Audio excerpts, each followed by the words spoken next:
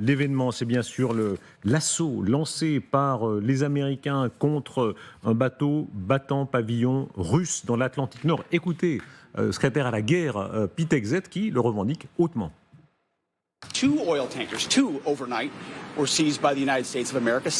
Deux navires ont été saisis ou arraisonnés parce qu'ils n'ont pas respecté le blocus. C'est un signe que tout le monde reçoit. Ça va continuer, on va rester sur la brèche.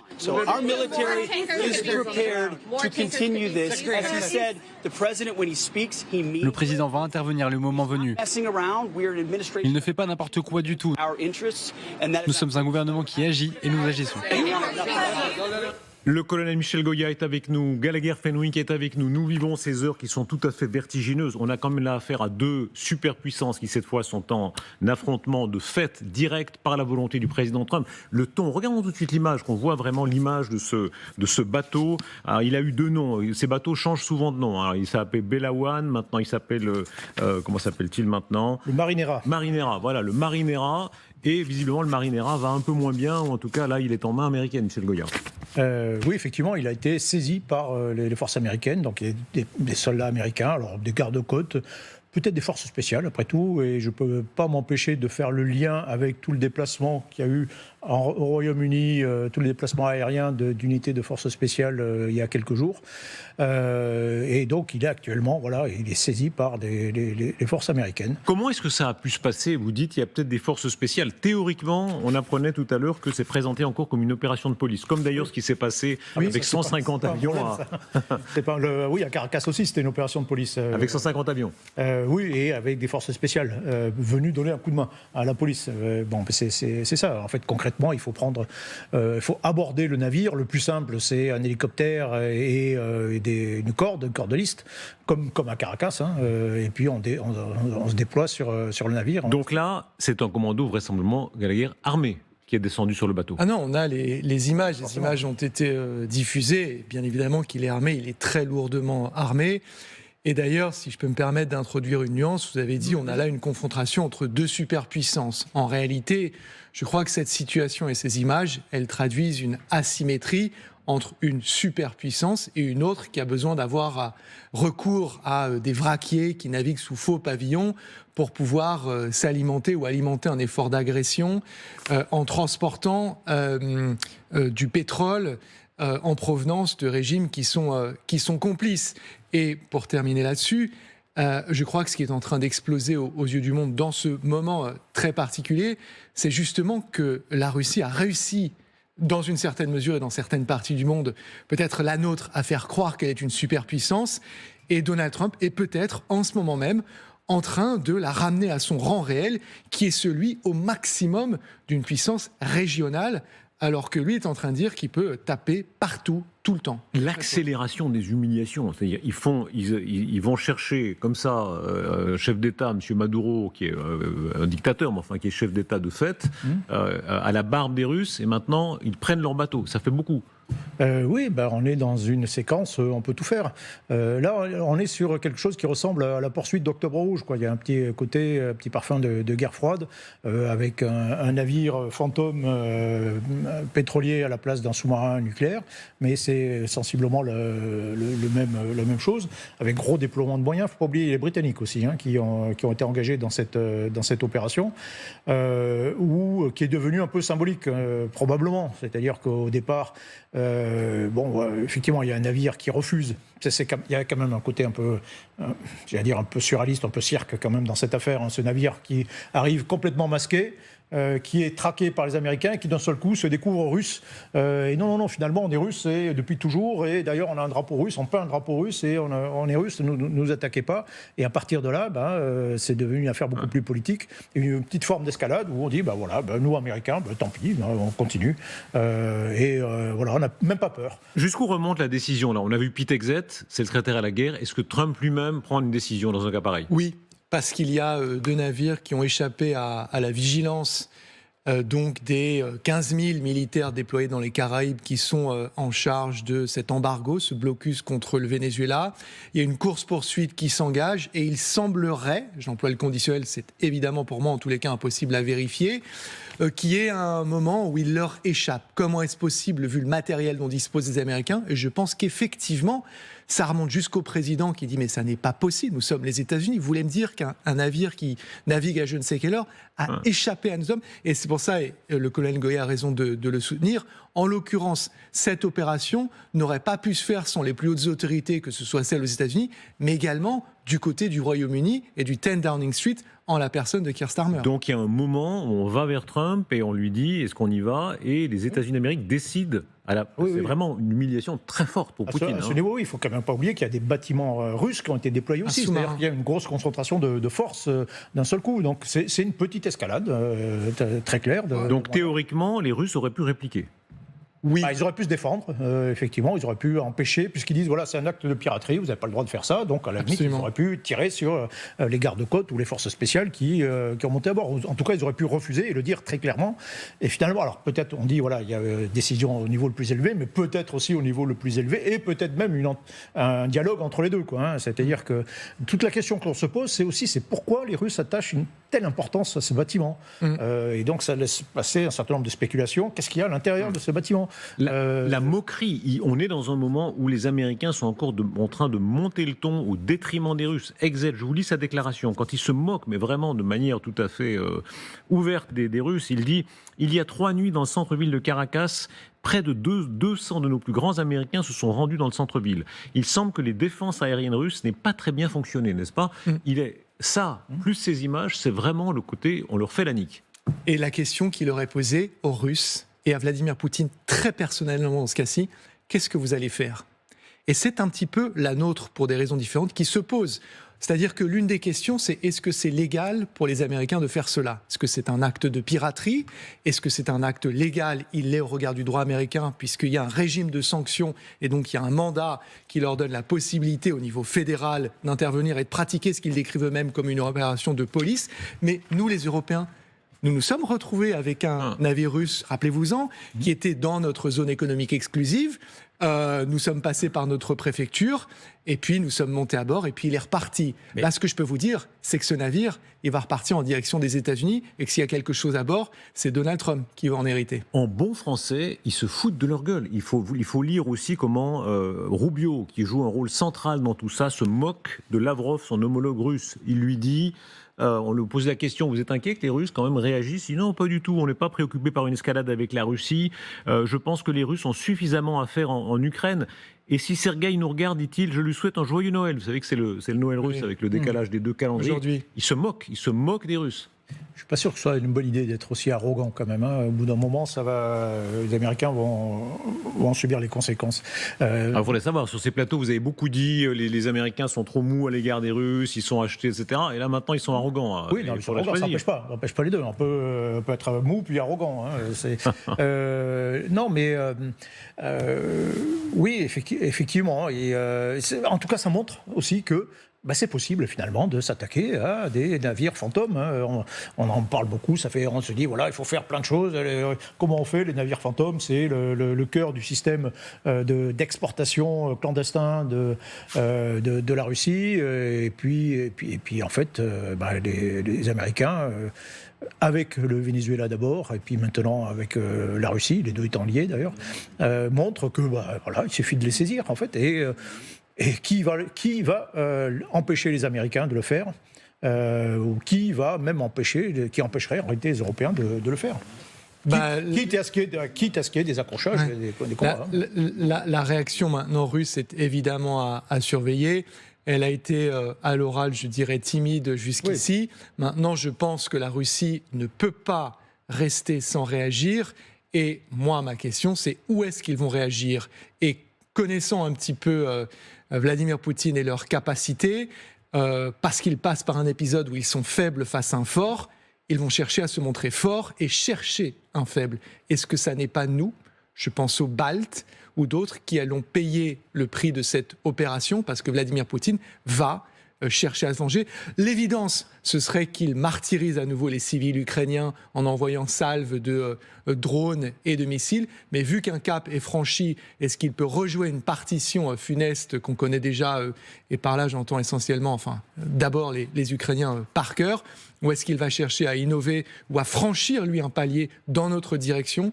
Moi, je ne l'écarte pas ce soir. Trump parade. Trump dit « Nous serons toujours là pour l'OTAN, même si elle n'est pas là pour nous ». Oui. Et il ajoute « La seule nation que la Chine et la Russie craignent et respectent, c'est l'Amérique », et il ajoute avec un élan de modestie, reconstruite par Donald Trump. On peut se moquer de lui, mais de fait, est-ce qu'il a raison? C'est-à-dire, on voit à quel point ce qu'il a fait là au Venezuela, alors c'est illégal, c'est brutal, mais c'est évidemment un coup porté au crédit des Russes et des Chinois. Théoriquement, dans tout le Sud global, ils se disent « Tiens, mais nos protecteurs russes et chinois, ils ne sont pas là ?» Alors, vous posez une question que tout le monde se pose, et à commencer par effectivement Xi Jinping, Vladimir Poutine, mais d'autres également. Est-ce que cette séquence, pour ces tyrans, ces prédateurs, est-ce qu'elle est dissuasive ou est-ce qu'elle est incitative? Est-ce qu'elle menace Xi Jinping ou est-ce qu'elle l'encourage à se dire, après tout, le détroit de Formose et la mer de Chine méridionale, c'est chez moi. Tout ce qui s'y passera et qui ne sera pas dans mon intérêt relève de la piraterie, et donc je vais pratiquer le mimétisme par rapport à ces images qu'on diffuse en ce moment même. Ou alors, est-ce que mon calcul et mon équation viennent de se compliquer? C'est quand même un moment, on a tellement dit, attention, il faut éviter l'affrontement direct. Biden, souvent, Blinken, souvent, ont été assez, alors certains disent raisonnables, d'autres disent square, en disant on évite le plus possible d'être en affrontement direct. Là, c'est direct. Oui, alors c'est pas la première fois. Hein. Je rappelle qu'en 2018, vous avez un bataillon de Wagner et une centaine de soldats russes de Russes qui sont tués en Syrie par des Américains au cours d'un combat de très haute intensité. Donc ces accrochages, c'est des choses qui arrivent. À chaque fois, oui, c'est un test de volonté. Là, ce qui me frappe, c'est que les Russes, effectivement, finalement, se couchent. Laisse tomber l'affaire. Alors peut-être qu'il y a eu un arrangement avec au plus haut niveau en disant ok, bon, je cède sur ce coup, mais voilà, tu fais peut-être discret sur ce qu'il y avait à l'intérieur de ce bâtiment, etc. Il y a peut-être eu un arrangement. Maintenant, oui, globalement, c'est une mauvaise passe pour les Russes, mais c'est pas complètement nouveau. Hein. Leur allié syrien s'est effondré. Ils ont été impuissants à protéger les Iraniens contre les Israéliens et les Américains. Le Venezuela est tombé. Il y a une séquence qui rappelle un peu quand même aussi toute la période de l'axe du mal. Il y a plusieurs périodes en réalité.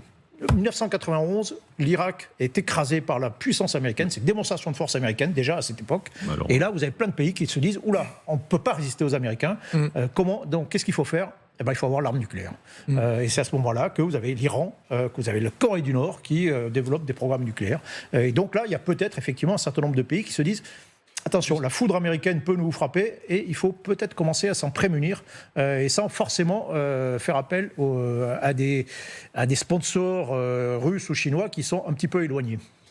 L'une des paroles que j'ai guettées ces dernières heures est celle d'un homme qui sait s'exprimer sur Twitter et avec beaucoup de gaieté et de blagues et de trolling habituellement, Kirill Dmitriev, qui nous gratifiait d'une photo de lui en train de faire du wakeboard ou du surf à Miami, et qui, à mon avis, doit être en train d'essayer de joindre Steve Witkoff pour lui dire qu'est-ce que c'est que ça? Et ce qui est intéressant, c'est que ça rebascule quand même pas mal de nos cartes, et ça remet en question certaines de nos conclusions, peut-être un peu hâtives, Darius, sur le rapport de Donald Trump à cette Russie, à Vladimir Poutine. C'est-à-dire que clairement, là, peut-être qu'il y a eu coup de fil au plus haut niveau et accord, mais c'est un acte qui est très hostile à l'endroit de la Russie et qui est reçu comme tel au plus haut niveau par Vladimir Poutine, par Kirill Dmitriev, par Ushakov, par tous ces personnages qui discutaient il y a encore quelques jours avec les hommes de... Est-ce qu'ils sont capables, les Américains, de s'enhardir au point vraiment de pousser la puissance russe de manière plus agressive? En tout cas, il y a une hubris, comme vous dites, une espèce de démesure américaine. Elle est moquée un peu. Il y a tous ces mèmes sur Rubio, Being Rubio. Hein. Il y a Rubio en habit de vice-roi du Venezuela, Rubio en gouverneur du Groenland, Rubio... de navire aussi. Oui, alors je ne sais pas si on peut afficher tous les Rubio, parce qu'il y a tous les Rubio du monde, là. C'est comme, comment on appelle ça? Oui, quand on avait je ne sais pas si on peut les voir. Effectivement, il est en habit typique du Groenland, etc., etc. Voilà, ça c'est gouverneur du Groenland. Et il a l'air un petit peu trouver que la charge est quand même lourde. Voilà, vice-roi du Venezuela. Et effectivement, théoriquement, c'est lui. Alors l'Iran, c'est pas fait. C'est une grosse opération. Voilà, C'est sérieux. Mais le changement de régime, voilà, avec toute la panoplie qui est prête, Oui. les changements de régime, souvent Trump avait dit dans le passé, c'est pas notre idéologie. Bah, ils y vont. Non. Non. Alors, au Venezuela, ils y vont en tout cas. Ils ont décapité le régime. Justement, il n'y a pas de changement de régime. Exactement. Ah, attendez, ils ont quand même arraché un chef d'État. C'est quand même pas mal comme changement. C'est un début de changement. Non, c'est justement, c'est pas un changement. On veut pas changer le régime. Pour changer un régime, c'est le pouvoir, il se conquiert au bout du fusil. Et donc, il faut aller au sol. Voilà, changer un régime, ça veut dire aller conquérir le terrain, dégager les innombrables forces de sécurité qui sont empilées dans la région, et puis gérer le chaos et remettre en place quelque chose de cohérent. Une démocratie, par exemple. Non, c'est pas là. Là, on s'accommode, on change pas le régime, on s'accommode avec le régime. On essaie de le soumettre. On fait du Zanzibar. 1896, le sultan du Zanzibar dit « Bon, les Britanniques, maintenant vous m'emmerdez, stop. Ok, très bien. » Feu, la flotte britannique bombarde le palais. 45 minutes plus tard, la guerre la plus courte de l'histoire, le sultan dit voilà, ok, j'ai réfléchi, finalement c'est oui. Finalement, je me soumets. C'est ça. Ils font du Zanzibar. Donc c'est la canonnière. Et peu importe la nature du régime, pourvu qu'il soit soumis aux intérêts américains. L'appétit, jusqu'où ira l'appétit? Le fameux, nos grands-mères disaient l'appétit vient en mangeant. Là, ils mangent. Et ils parlent maintenant du Groenland avec ces déclarations de Mme Leavitt. Trump est toujours prêt à prendre son téléphone, à faire de la diplomatie, mais son maître mot est toujours l'intérêt supérieur de la nation. Et la Maison-Blanche dit ce soir, oui, l'option militaire est toujours sur la table. Donc on peut imaginer qu'ils sortent de leur caserne à, je sais pas quoi, Tulé, maintenant ça s'appelle le Pitoufik, et qu'ils disent c'est à nous. Mais comme vous l'avez dit, leur caserne, elle est au Groenland. Ils sont militairement déjà au Groenland. Ils ont signé 2 accords en 41, en 51, qui leur donnent, et j'ai relu une partie de l'accord de 51, mais vraiment toute latitude. Ils peuvent avoir autant d'avions, autant de navires, autant de personnel, autant de mouvements, autant de bases qu'ils le veulent. Il y avait 17 bases du temps de la guerre froide. C'est les Américains qui les ont fermées et qui en sont repartis. Ouais. Les Groenlandais, de par cet accord, sont prêts à accueillir autant d'Américains. Attendez, ils veulent bien plus que ça. Ils veulent pouvoir forer comme ils veulent, ils veulent pouvoir exploiter comme ils veulent, placer autant de missiles qu'ils veulent. C'est les États-Unis d'Amérique qui ne veulent pas qu'il y ait un Inuit qui leur dise non, ça c'est pas écologique. Vous êtes trop rationnel. Et c'est ça la grande difficulté de cette séquence aussi, Darius. C'est que quelle que soit l'explication que vous preniez, elle ne tient pas. Elle ne tient pas.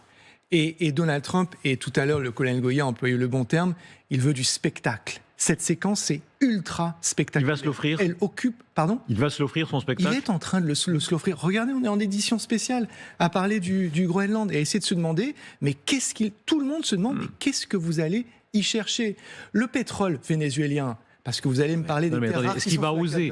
Pardon, mais sur ces plateaux, je me rappelle très bien, si on était cruel, on ressortirait les archives. Avant le Venezuela, quelques jours avant, meilleur spécialiste disait non, il ne dira pas. Moi, j'ai dit qu'il y aurait la guerre contre le Venezuela pour faire oublier Epstein. Voilà, mais enfin, beaucoup disaient c'est pas possible, il ne pas oser, il va bombarder ici ou là un petit peu quelques bateaux, ce qu'il faisait d'ailleurs, il a tué un certain nombre de... Mais non, il est allé jusqu'à Caracas. Donc, il ira, il ira à Nuuk. Oui, je vous en avais parlé de ça, qu'il pouvait y aller il y a au moins 2 mois, qu'il pouvait aller capturer Maduro ou aller le tuer dans son palais. Mais en Groenland, il lance une OPA, une offre publique d'achat. Voilà. Et donc une OPA, ça peut être amical ou ça peut être inamical.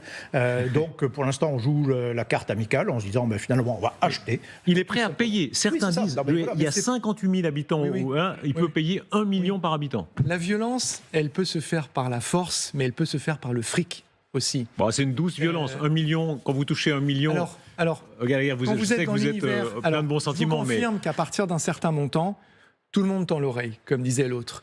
Mais la manière dont Donald Trump et son entourage, qui sont des gangsters, et j'ai bien écouté Jeff Landry, le gouverneur de la Louisiane, qui a ce dossier en charge. Et pour nous, Français, on connaît l'histoire de la Louisiane, qu'on vend en 1803 pour 15 millions de dollars. À l'époque, ça fait 1/4 de la surface de tous les États-Unis actuels. Ça fait 2 100 000 km². C'est exactement au kilomètre près la surface du Groenland. Mais c'est la surface, la taille du territoire. Ce qu'on vit est fou. Oui. Les déclarations, on l'apprend ce soir, on va le voir, on va le développer avec beaucoup d'autres éditorialistes invités. Les Danois discutent. Les Danois, au lieu de dire ils disent on va discuter avec les Américains. Et pourquoi est-ce qu'ils discutent ? Pardon, je termine juste ma métaphore un peu vaseuse. Un gangster, il vous glisse une feuille sur la table et il y a un pistolet à ses côtés. Il active la culasse et il vous dit il y a une très belle offre. Elle ne sera pas là tout le temps. C'est votre cervelle ou votre signature sur cette feuille de papier. réfléchissez bien. Et donc, dans une certaine mesure, les Groenlandais, parce qu'il faut quand même parler de ce peuple, ils sont très peu, j'en suis conscient, mais ils ont une volonté d'indépendance. Quand ils sont interrogés, ils ne veulent appartenir ni au Danemark, ni aux Américains. Et là, l'offre, elle est musclée, au minimum. Alors, tout est très musclé ce soir et ça continue. Il y a beaucoup de développements qui nous arrivent. Rapport de force avec les Européens et rapport de force avec Poutine. On est en direct avec vous, Sonia Dridi. Les deux événements ont lieu en parallèle. Ce que Trump veut sur le Groenland et ce qu'il veut sur la flotte fantôme, celle notamment des Russes avec ce bateau arraisonné. Où en est-on à l'heure où nous parlons de ce bras de fer ? Oui, alors il y a eu plusieurs déclarations de membres de l'administration à propos de cette saisie de pétroliers. Le ministre de la Défense notamment qui a lancé le reste du monde prend note. Donc c'est vraiment un avertissement envoyé par l'administration de Donald Trump. Et il y a aussi le leader républicain au Congrès qui a déclaré, c'est ça aussi l'Amérique d'abord, défendre nos intérêts stratégiques. Et puis tout à l'heure, quand ici à la Maison-Blanche, un journaliste a demandé à la porte-parole si cela n'allait pas raviver les tensions avec la Chine et avec la Russie, eh bien, la porte-parole de la Maison-Blanche a dit que le président avait toujours de bonnes relations avec les leaders de ces deux pays, mais qu'il mettrait toujours en avant les intérêts des États-Unis, les mettrait toujours en premier. Et eh bien, Donald Trump pourrait s'exprimer d'ici peu. Il n'y a pas d'événement en particulier prévenu, mais on sait en ce moment qu'il est dans le bureau Oval. D'ailleurs, quand vous voyez le Marine qui se trouve derrière moi à l'extérieur du bureau Oval, c'est-à-dire que Donald Trump est dans le bureau Oval et on sait très bien qu'il a l'intention d'asseoir l'influence des États-Unis dans l'hémisphère occidental. Il a parlé il y a quelques jours de doctrine Monroe en référence à la doctrine Monroe, et on a aussi appris il y a quelques heures que ce vendredi il recevra des patrons d'industries de compagnies pétrolières américaines ici à la Maison-Blanche, et donc il y a cette volonté aussi on le sait avec cette opération américaine au Venezuela, de faire face à la compétition russe et chinoise puisque ces pays s'approvisionnent aussi avec le pétrole du Venezuela. Merci beaucoup Sonia. Vous nous avez rejoint, Général Desportes, bonsoir. Bonsoir. Vous étiez le patron de l'école de guerre. Quand vous revoyez ces images, qu'est-ce qu'on peut présumer de la manière dont l'assaut a été donné ? On commence à avoir certaines informations sur notamment le fait que c'est un commando très lourdement armé qui a pu descendre sur le pont de ce navire. Oui, bon, c'est une opération relativement classique. Rappelez-vous que les forces françaises ont fait à peu près la même chose il y a 2 mois sur un pétrolier. Donc techniquement, c'est pas très compliqué. Enfin, la manœuvre elle-même n'est pas compliquée. Maintenant, ce que je trouve extraordinaire, c'est pas le courage, mais c'est l'idée d'aller faire ça si loin des côtes américaines. Moi, je trouve ça extraordinaire. Ce garçon qui se fout totalement, évidemment, de l'ordre international va faire respecter le droit américain par la force dans les eaux internationales. Donc, je trouve ça absolument fabuleux.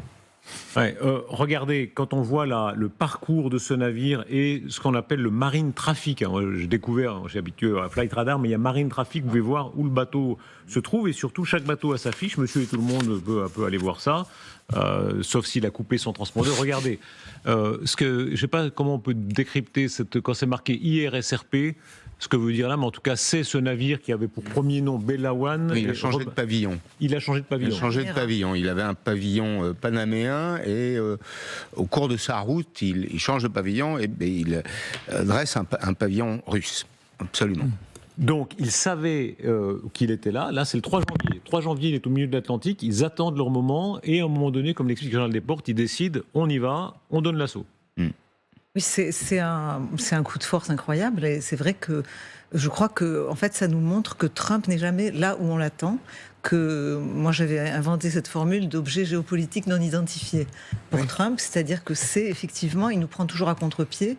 On savait qu'il négociait avec les Russes, mais là il les défie, et je pense que il est en train de montrer qu'il va utiliser la force absolument de manière décomplexée dans les relations internationales, et surtout pour, en fait, consolider l'idée qui est la principale et qui a été, évoquée par Sonia Dridi, c'est la fameuse doctrine Monroe. Et donc, l'idée, c'est on va véritablement transformer l'hémisphère occidental en une forteresse américaine. Et donc, si les Russes viennent nous défier dans cette zone, nous allons en réalité utiliser la force. Mais je pense qu'aujourd'hui, Vladimir Poutine doit être dans un état de fureur très important, parce qu'il s'est déjà pris une grande claque sur l'affaire du Venezuela, où il était extrêmement présent. Et là, c'est la suivante. Ouais. Gallagher. Non, vous posiez la question de hier SRP et je viens de me renseigner. En fait, dans le cas de navires appartenant à une flotte fantôme, ça indique qu'il est sous surveillance accrue en raison de son âge avancé, son manque d'entretien, son absence d'assurance standard, son implication dans des activités illégales, notamment contournement de sanctions et désactivation des systèmes de suivi. Donc on voit que même sur sa fiche, sur un site qui recense tout le trafic maritime, c'est effectivement signalé. Mais comme le disait le général, ça c'est un choix que nous, Européens, n'avons pas fait au regard à la fois du droit international, mais aussi, il faut le reconnaître, d'une peur de l'escalade, parce que c'est un acte extrêmement hostile et qui est vécu comme tel au plus haut niveau de l'État russe. Quelle sera la réponse de Vladimir Poutine? Pour l'instant, les éléments oraux auxquels on a accès sont plutôt timides du côté du Kremlin. Un point d'histoire, si on rappelle la crise de 62, il y a eu certaines crises entre les États-Unis et la Russie où beaucoup considèrent qu'on s'est beaucoup rapproché du point de l'affrontement suprême, et les universitaires américains qui font ce qu'ils appellent l'horloge de l'apocalypse. Alors c'est un peu apocalyptique comme son nom l'indique, mais enfin c'est une façon d'analyser les tensions, et on va regarder certains points de référence, c'est-à-dire que pendant la guerre froide, on était, selon ce calcul, c'est des calculs théoriques évidemment, à 3 minutes de l'apocalypse théorique nucléaire. 91, il y a eu cette énorme détente, 17 minutes, ce qui signifie évidemment, il faut le traduire, c'est fait de façon très intelligente, il prend toutes sortes de critères, mais c'est l'illustration qui est un peu souriante, si on peut se dire. Et puis là, à les en croire, on est dans un point de tension encore plus fort que pendant la guerre froide. Alors, ce qui se passe là avec ce pétrolier russe, ça peut être un tournant. Parce que c'est quand même une prise d'initiative qui est très significative. C'est pas simplement un abordage militaire, c'est aussi une décision politique et géopolitique. Quand on sait que c'est le pétrole et le gaz qui tiennent pour le moment l'économie russe, absolument décisif. C'est-à-dire que les quelques principales richesses de la Russie qu'elle est capable d'exporter encore aujourd'hui avec des passagers clandestins, des complices, les Turcs, les Indiens, etc., c'est du pétrole, du gaz, des engrais, des céréales. Les engrais, on les fabrique d'ailleurs avec du pétrole en particulier. Donc ça peut avoir un sens plus large que l'abordage militaire. Ça peut signifier en réalité que Trump signe la fin de la récréation et adresse un signal direct à Poutine en lui disant maintenant le rapport de force doit s'inverser. Je peux t'empêcher de vendre ton pétrole et ton gaz. Oui, mais je pense qu'il ne faut jamais perdre de vue que pour Trump, la création d'un rapport de force, qui est quelque chose qui lui paraît absolument fondamental quand il négocie, c'est aussi un moyen de négociation. Et donc moi je pense qu'il y a toujours chez Trump l'idée d'un deal. Ça ne veut pas dire du tout que c'est la montée à l'escalade vers une grande confrontation. Oui, la pression. C'est une pression majeure, mais qui humilie l'adversaire. Mais ça ne veut pas dire qu'il n'entretient pas l'idée qu'il va ensuite le faire plier et le forcer à un deal. Ce que l'on peut souhaiter... Et d'ailleurs, il se trompe peut-être. Ce que l'on peut souhaiter, c'est que l'escalade vienne du côté de Poutine. Ce qui ramènerait Trump dans le camp de l'Europe et dans le camp de l'Ukraine, ce qui ne serait pas une mauvaise chose. Donc il y aura peut-être des conséquences favorables finalement. Ce qui est vrai, c'est qu'il n'y a jamais eu de désignation. C'est-à-dire que Trump a toujours rêvé d'une sorte de deal et de paix économique, notamment avec la Russie, mais ce qu'il ne comprend pas, c'est que la Russie, en revanche, a toujours désigné les États-Unis comme cette espèce de leader occidental qu'ils veulent humilier et abattre. Regardez les images du Kremlin. C'est, je vous le disais, avec le décalage de calendrier, c'est le Noël russe, c'était la nuit de Noël. Ces images-là sont extrêmement marquantes. Il était seul la dernière fois. Là, il s'est mis en scène, le président Poutine, avec des militaires et avec des enfants. Et il y a un discours qu'on entendra plus tard, Bernard-Henri Lévy nous rejoindra, où il leur dit de manière très emphatique c'est la guerre et la guerre est sacrée, etc. C'est cet homme qui reçoit les nouvelles de son navire battant pavillon russe qui est pris par les Américains. C'est quelque chose. Absolument. Et Poutine continue à montrer d'évidence qu'il n'est absolument pas prêt à arrêter la guerre en Ukraine. Nous, on a beau nous débattre à Paris ou dans l'autre capitale pour préparer un accord de paix et préparer des mesures de sécurité. Évidemment, c'est du vent. Ça n'est pas totalement inutile parce que ça met les Européens d'accord. Mais c'est du vent tant que le président Poutine, lui, n'a pas décidé d'arrêter. Or, comme chacun le sait sur ce plateau et vos téléspectateurs, Poutine n'a absolument pas décidé d'arrêter cette guerre. Et le problème, on le sait, c'est de montrer notre détermination. C'est en ce sens que le jeu des Européens dans la préparation des mesures de sécurité est intéressant parce que nous montrons à Poutine notre volonté de ne pas céder. Ce qui est intéressant avec cette séquence aussi, c'est que ce navire, il a échappé à l'embargo dans un premier temps, en éteignant, me semble-t-il, son transpondeur et en jouant sur l'ambiguïté pour échapper à l'armada américaine déployée dans les Caraïbes. Ensuite, il a été rattrapé par la patrouille, si vous me permettez l'expression, et ce qu'il a choisi de faire, c'est de changer de pavillon et de peindre sur sa coque un drapeau russe, ce qui a sans doute été suite à un ordre ou un conseil donné au plus haut niveau, pensant que ça ferait redescendre la tension avec les Américains. Or, cette fois-ci, afficher le drapeau russe n'a pas permis d'établir un dialogue qui aurait permis à ce navire de s'en sortir. C'est à noter, je crois. La puissance américaine, regardez, on va revenir à ça, mais tout de suite là, Trump qui dit, regardez, face aux Russes, face aux Chinois, je suis moi le meilleur rempart, et il en fait un argument pour prendre le Groenland. Écoutez-le, vous réagirez. Envisagez-vous de prendre des mesures contre le Groenland ? Je ne veux pas parler du Groenland. Parlons plutôt du Venezuela, de la Russie, de l'Ukraine. Nous nous occuperons du Groenland dans environ 2 mois. Parlons du Groenland dans 20 jours.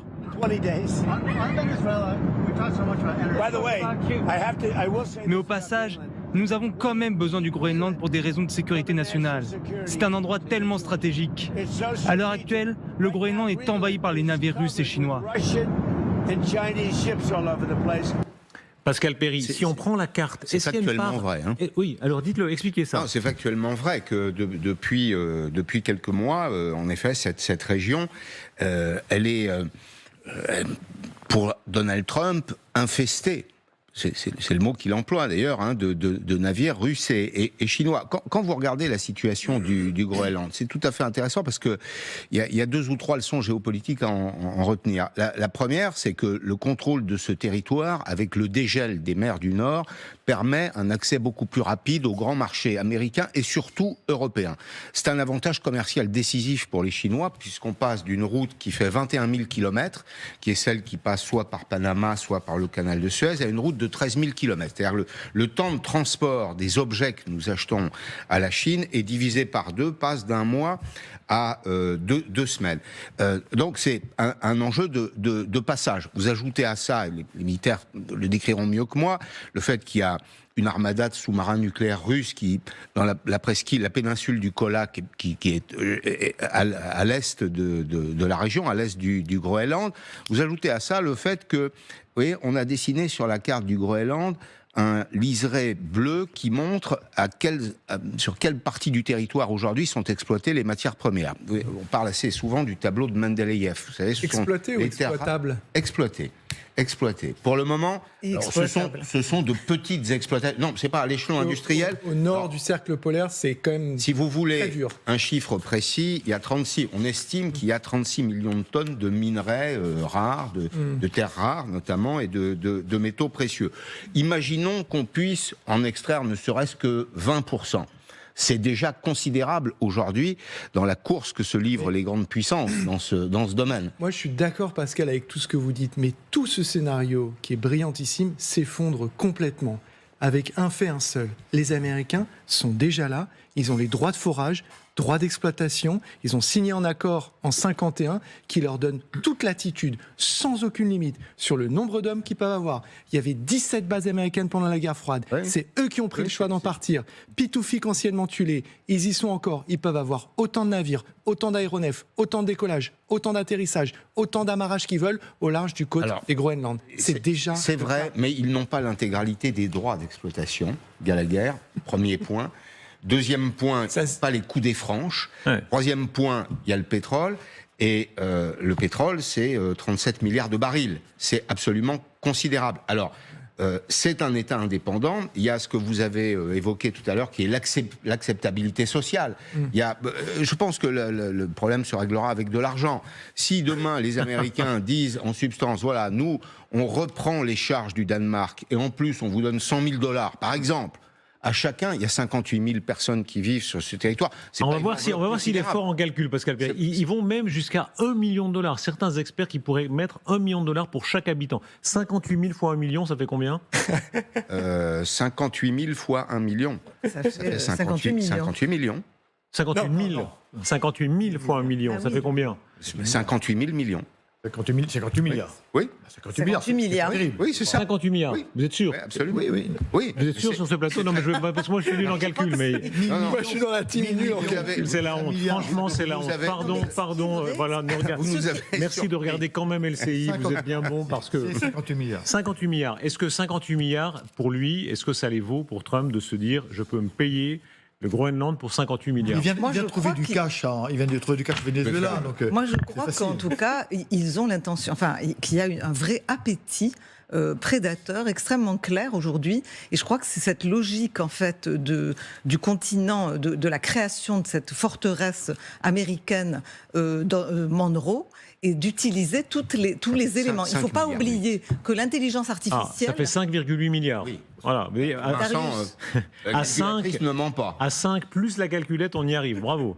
Vive l'éducation nationale. Aujourd'hui, le Groenland, en fait, c'est aussi l'avenir pour l'intelligence artificielle. Si on considère aujourd'hui, les Américains le pensent, qu'on est dans une compétition entre les États-Unis et la Chine pour l'avenir de l'IA, pour eux, il est absolument clé de mettre la main sur le pétrole, l'énergie et les métaux rares, les minerais rares. Et donc ça, en tout cas, c'est un élément qui est avancé par les Américains.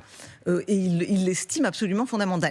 Ils disent surtout, vous les Danois, vous étiez en train de laisser partir les petits peuples du Groenland, vous étiez prêts à leur donner l'indépendance, vous étiez en train de vous laver les mains en fait de l'importance stratégique de cette région, et vous n'êtes pas prêts à mettre l'argent pour la défendre. Laurent Mandeville, regardons ce qu'on en dit exactement au Groenland, puisque nous avons un envoyé spécial. Alors merci beaucoup Thomas Misraki d'être là. On voit là, pauvre Thomas Misraki. Il est allé du froid de New York au froid du Groenland. On va vous envoyer au pôle maintenant, Thomas Misraki. Toujours plus. Voilà. Est-ce que les habitants du Groenland, j'ai pas entendu ce que vous dites. Non, je rentre à Paris après, là, je vous garantis. Est-ce que les habitants du Groenland sont prêts, semblent être séduits par cette idée qu'il pourrait y avoir une négociation? Pas du tout.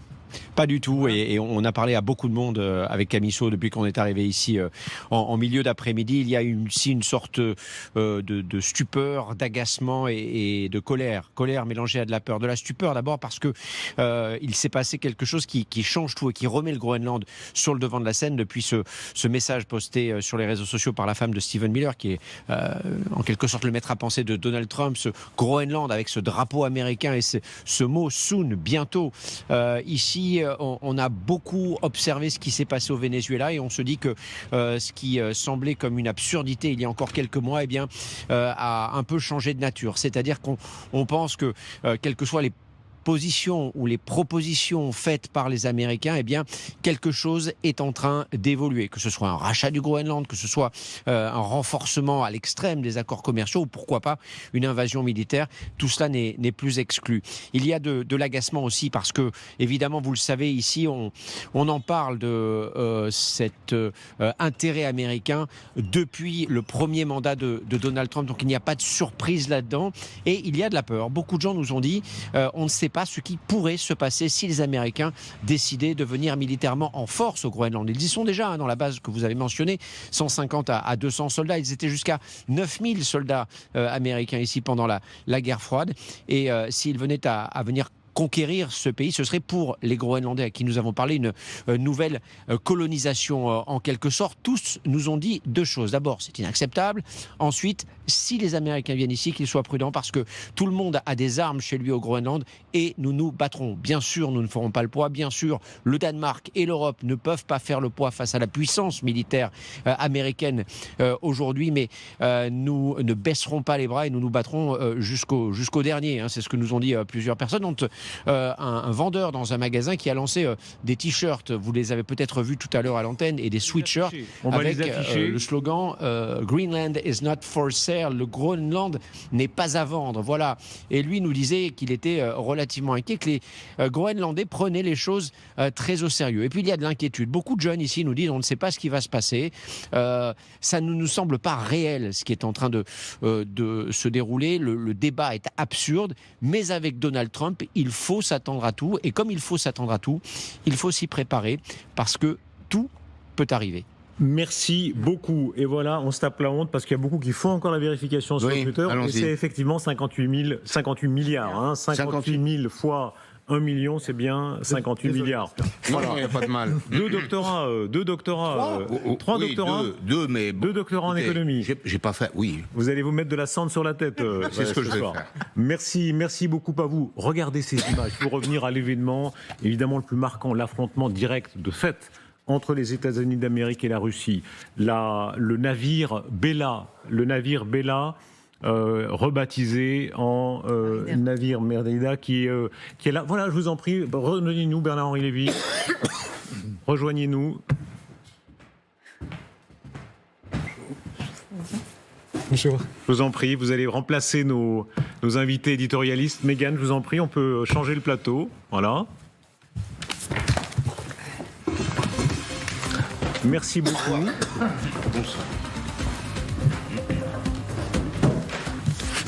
Bonsoir Bernard-Henri Lévy. Bonsoir. Arrêtons-nous un instant sur ces images, s'il vous plaît. Ces États-Unis-là, vous avez réagi sur l'affaire du Venezuela et dans d'autres. Est-ce que ce sont les États-Unis qui vous plaisent, ces États-Unis qui s'activent face à la Russie? On a tellement dit ils sont mous face à la Russie. Là, on ne peut pas dire qu'ils soient mous. Oui, ces États-Unis-là me plaisent. Qui s'activent, qui résistent et qui se moquent des Russes. Les Russes se sont depuis si longtemps moqués de Trump. Là aujourd'hui, Maduro et aujourd'hui ce navire, c'est une sorte de pied de nez aux Russes. Et ça, c'est assez réjouissant. C'est peut-être l'amorce d'un changement de ton. Est-ce qu'on va vous entendre dire bravo Trump? Vous avez été très critique sur Trump, mais là, est-ce que vous dites bravo Trump? Je suis très critique toujours de Trump sur bien des choses. En revanche, si Trump se décide enfin à comprendre que la Russie est un danger existentiel pour l'Occident, là, bien sûr, je dirais bravo. Est-ce que ça veut dire qu'il faut aller au bras de fer? Il faut bien préciser ce qui s'est passé là. C'est-à-dire, il y a eu un double bras de fer. Ce navire, il battait pavillon russe. Il a été suivi patiemment par les Américains.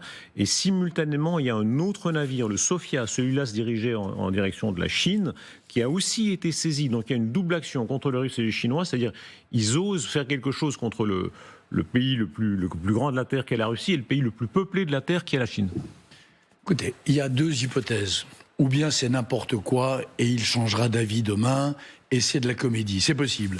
Ou bien il a enfin compris que nous sommes entrés dans un nouvel ordre mondial depuis 10 ans, 15 ans, avec des gens qui veulent la mort de l'Occident et qui s'appellent, ou en tout cas cette division, et qui sont en particulier la Chine et la Russie. Voilà, on est sorti de l'époque chute du mur de Berlin, doux commerce de Montesquieu, etc. C'est fini ça. Aujourd'hui, pas du fait de l'Occident. L'Occident, il y a pas plus. L'Occident est pacifique.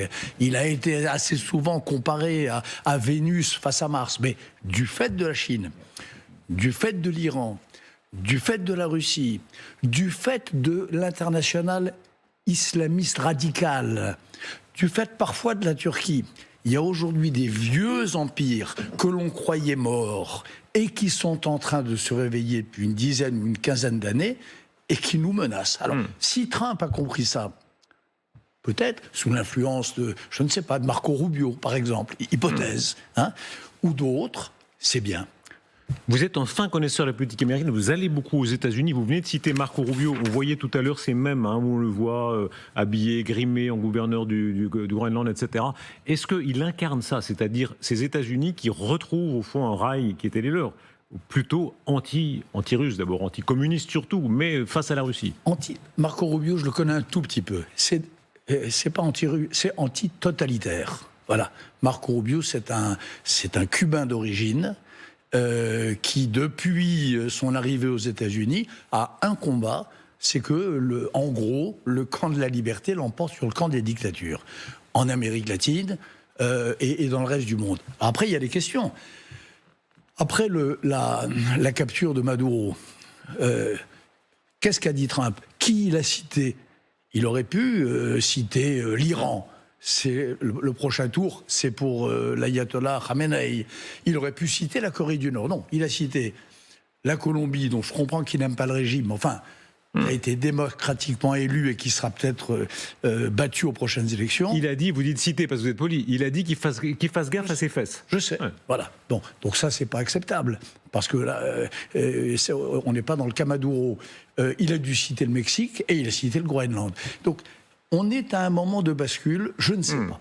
Est-ce que les idées de la diplomatie américaine sont enfin claires, ou est-ce qu'on est encore dans la plus grande confusion? Je crois que personne ne peut le dire. Mais ce qui se passe aujourd'hui, ce qui se passe depuis 3 jours, que Trump ait choisi de défier Poutine sur les 2 terrains, c'est-à-dire son protégé Maduro, que Poutine n'a pas levé un doigt pour protéger, et aujourd'hui ce navire, ça c'est des bons signes. Est-ce qu'il y a des deals, Bernard-Henri Lévy? Est-ce que certains imaginent des deals? Par exemple, le président de la République a fait un tweet relativement indulgent à l'égard de Trump. Il n'a pas fait mention dans son tweet du droit international après l'affaire du Venezuela. Après, il a un peu nuancé devant le Conseil des ministres et dans d'autres situations. Mais est-ce qu'il y a possiblement une forme de deal avec les Américains disant « Allez, on va vous laisser un peu de mou sur le Groenland, mais aidez-nous davantage face à la Russie » ? Je n'en sais rien. Moi, le deal qui m'inquiète le plus, si on parle du Venezuela, c'est le deal qu'est en train de faire Trump avec la vice-présidente de Maduro. Parce que renverser Maduro pour mettre à la place son clone féminin, ça, c'est pas défendre la démocratie. Ce deal-là m'inquiète. Et celui-là, il est explicitement formulé. L'administration américaine, Trump, a dit... Si vous êtes sage, si vous avez compris la leçon, si vous avez compris qu'avec vous, on peut faire encore pire que ce qu'on a fait avec Maduro, on vous garde. Ça, c'est un mauvais deal. Vous avez incarné, à certains moments, l'intervention. Ça vous a été beaucoup reproché, notamment face à Kadhafi. On a beaucoup dit la Libye d'aujourd'hui est encore pire que celle de Kadhafi, la faute à BHL. Dieu sait si on l'a entendu. D'abord, je crois que c'est pas vrai. Je crois qu'elle n'est pas pire que celle de l'époque de Kadhafi. Et surtout, je crois qu'elle est beaucoup moins pire que la terrible agonie de là où on n'est pas intervenu, c'est-à-dire la Syrie, avec, y compris à l'heure où nous parlons, des choses terribles qui se passent à Alep et pour les Kurdes. Donc, moi, je ne suis pas favorable à l'intervention pour l'intervention. Moi, je suis favorable à quelque chose qui s'appelle le devoir de protéger, qui est inscrit dans la loi internationale et qui dit que lorsque en dernier ressort, quand tout a été tenté et qu'un dictateur est en train de détruire son peuple, alors en effet, il appartient en démocratie à la communauté des nations et en tout cas aux démocraties de l'arrêter. Quand Trump dit si les mollahs iraniens tirent sur leur population, sur les manifestants, nous agirons, est-ce que vous souhaitez qu'il renverse le régime de Khamenei? D'abord, il tire déjà. Il y a des morts tous les jours en Iran. Et par ailleurs, je souhaite le renversement du régime des ayatollahs. Y compris de l'extérieur? Mais non, pas de l'extérieur, ça sera de l'intérieur. Regardez ce qui se passe dans les rues. Non, pour l'instant, non. Regardez ce qui se passe dans les rues d'Iran. Le mouvement, il est de l'intérieur. Toutes les villes sont occupées par des foules incroyablement courageuses qui prennent le pouvoir avec leurs pieds. Mais est-ce que vous souhaitez que les États-Unis d'Amérique, comme ils l'ont fait là avec Maduro, puissent intervenir à Téhéran, par exemple, et enlever Khamenei? Je souhaite. Vous diriez bravo dans un cas pareil? Je souhaite que l'Occident aide ses vrais amis. Et que les vrais amis de l'Occident, c'est les femmes iraniennes, c'est les jeunes et les moins jeunes qui sont dans les rues de Coms, d'Ispahan ou de Téhéran aujourd'hui, comme c'était les Vénézuéliens en liesse depuis 3 jours. Enfin, en liesse. Quand ils n'ont pas peur des gardiens de la révolution locaux. Vous fouillez quand même un peu la question. Oui ou non, si demain Trump osait, on voit qu'il a une audace toujours décuplée, s'il osait aller à Téhéran, enlever par exemple Khamenei, le guide suprême, comme il l'a fait avec Maduro, est-ce que vous diriez que c'est une bonne chose? Les situations... Non, je ne fuis pas la question, mais les situations ne sont jamais les mêmes. Vous savez, il y a une très vieille idée, chrétienne, qui est l'idée de la guerre juste. Et la guerre juste, ça suppose un certain nombre de conditions. Il faut que le projet soit noble, il faut que ce qui va venir après soit meilleur que ce qui était avant. Et c'est la théorie de saint Thomas d'Aquin, dans la Somme théologique. Et puis il faut surtout que les dégâts qu'on va faire en renversant le régime ne soient pas pires que ceux qu'on évite. Donc, Téhéran, l'Iran, c'est pas le Venezuela. Très grande civilisation, immense culture, donc je crois que ça ne se réglera pas de la même manière. Mais en revanche, si vous me demandez si je souhaite que l'on aide les manifestants aujourd'hui en Iran à renverser leur régime, je dis oui, et d'ailleurs je crois qu'on le fait déjà. Bernard-Henri Lévy, ce qui s'est passé là, c'est-à-dire le défi lancé par Trump à Poutine. Regardez les images au Kremlin de Vladimir Poutine qui célèbre le Noël orthodoxe, donc à la date du calendrier orthodoxe. Ce Vladimir Poutine qui se signe, qui cette fois s'est mis en scène avec des enfants et avec des militaires. Et il y a un moment où il s'adresse aux enfants en disant la guerre est vraiment le devoir sacré de la défense de la patrie. On va peut-être même entendre son propos, vous allez pouvoir réagir. Ce que ça dit de la volonté de la Russie à l'heure où nous parlons. Aujourd'hui, nous célébrons la merveilleuse et lumineuse fête de la Nativité du Christ. Et nous appelons souvent le Seigneur notre Sauveur car il est venu sur terre pour sauver tous les hommes. Ainsi, les soldats de la Russie accomplissent toujours cette même mission comme s'ils avaient reçu un mandat du Seigneur. Défendre la patrie, sauver la mère patrie et son peuple. Et de tout temps, la Russie a traité ses soldats de cette manière, comme ceux qui, comme investis d'un mandat du Seigneur, accomplissent cette mission sacrée. Bernard-Henri Lévy, ces images. Elles sont terribles. Il parle comme un chef de Daesh, et elles ne sont pas nouvelles. C'est pas la première fois que Poutine parle comme ça. Il y a une vision apocalyptique de la guerre qui apparaît chez Poutine depuis un certain nombre d'années. Je crois qu'il a dit d'ailleurs à peu près la même chose en 2018 dans ce forum où il s'exprime chaque année, qui s'appelle le forum Valdaï, et qui cette année-là se tenait à Sotchi, et où il a dit « Les Russes qui mourront au combat iront au paradis, les Ukrainiens, à l'époque ils menaçaient les Européens, les Européens qui mourront n'auront même pas le temps de se repentir car ils seront foudroyés. » Donc c'est un discours qu'il tient depuis assez longtemps. Ça, c'est une des vraies... C'est ce que ne voient pas les gens qui croient que Poutine, c'est juste un successeur de Staline, ou juste un autoritaire. Ce que vous dites est terrible, vous prononcez le mot apocalyptique, comme s'il y avait une fascination de la mort, donc possiblement volonté que tout le monde y aille, quoi. Je crois qu'il y a, chez Poutine, une dimension apocalyptique et eschatologique. Chez certains de ses conseillers, je pense à Karagamov en mode cynique. Et je pense à Alexandre Douguine en mode affirmatif et croyant.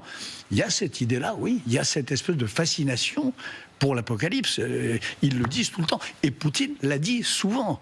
Cette idée que les combattants russes mourront en martyrs, qui est le langage de Daesh, pardonnez-moi.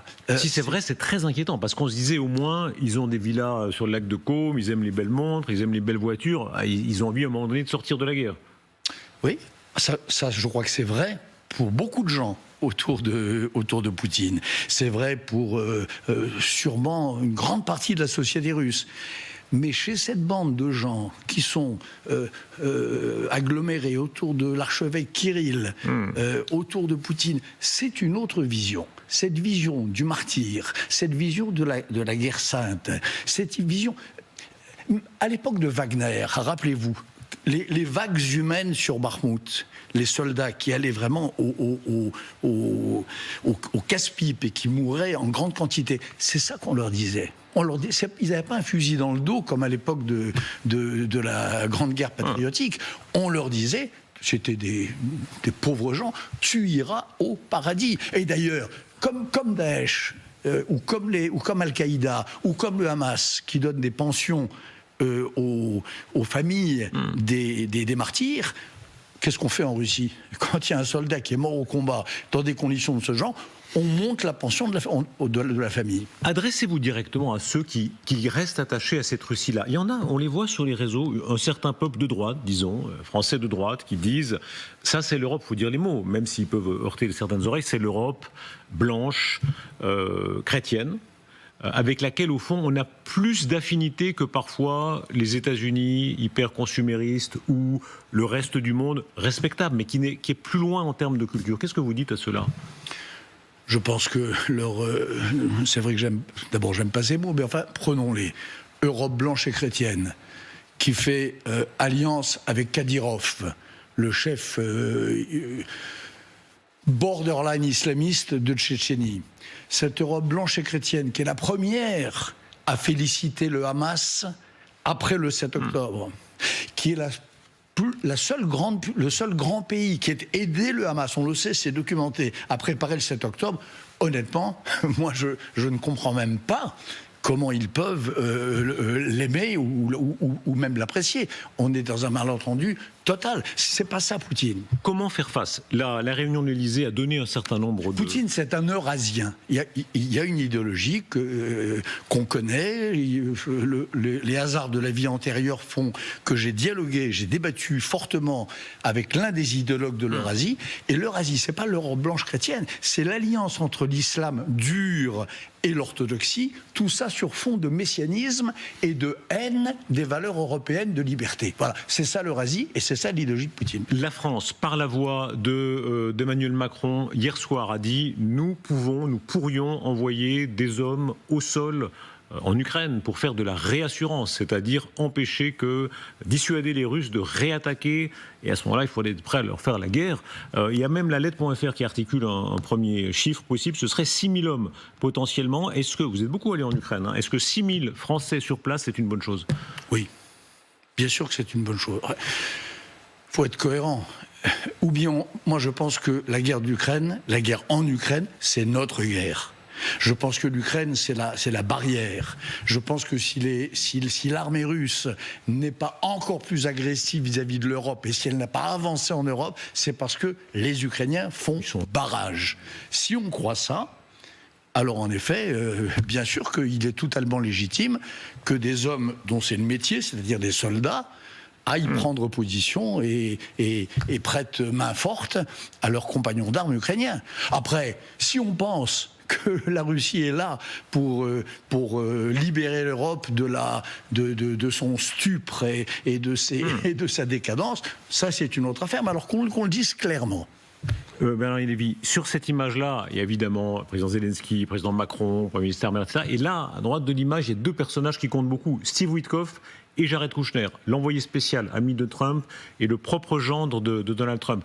Qu'est-ce qu'ils ont dans la tête selon vous ? Est-ce qu'ils sont en train de changer à la lumière de tout ce qu'on vient de voir, en particulier l'arraisonnement du bateau russe dans l'Atlantique ? Voilà, ces deux hommes-là, est-ce qu'ils sont entre guillemets retournables ? Ils avaient un petit tropisme sans doute de compréhension à l'égard de Moscou, surtout Witkoff. Est-ce qu'ils peuvent évoluer ? Moi, je crois que les hommes peuvent changer. Je crois que jusqu'à ce jour, ces hommes-là étaient pro-russes. Pro-russe, vraiment ? Oui, je pense qu'ils avaient en tête que cette guerre devait s'arrêter avec un bon deal, the best deal ever done in all Earth history, entre eux et les Russes, et Dmitriev. Il est possible qu'ils soient en train de changer, c'est possible, oui, c'est possible. Il est possible qu'ils commencent à comprendre que la guerre, c'est pas une affaire de deal, que c'est pas comme ça que ça marche. La fameuse expression du monde libre, c'est-à-dire, est-ce que Trump peut être le défenseur du monde libre ? Rappelez-vous Reagan. Reagan, il se faisait beaucoup traiter de facho, d'aventurier, etc. en Europe de l'Ouest, et il s'est révélé être un défenseur du monde libre. Est-ce que Trump peut être celui-là ?